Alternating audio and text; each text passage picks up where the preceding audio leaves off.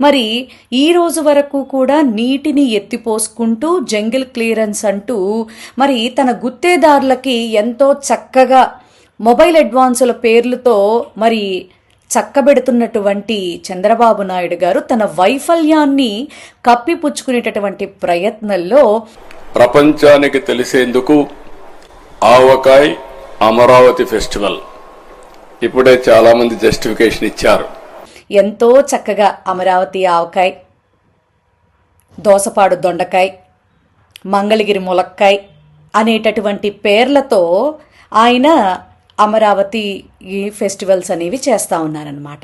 ఎంత చండాలంగా ఉందో, ఎంత అసహ్యంగా ప్రజలు మాట్లాడుకుంటున్నారో అసలు చంద్రబాబు నాయుడు గారికి అర్థమవుతుందా అని అడుగుతున్నా.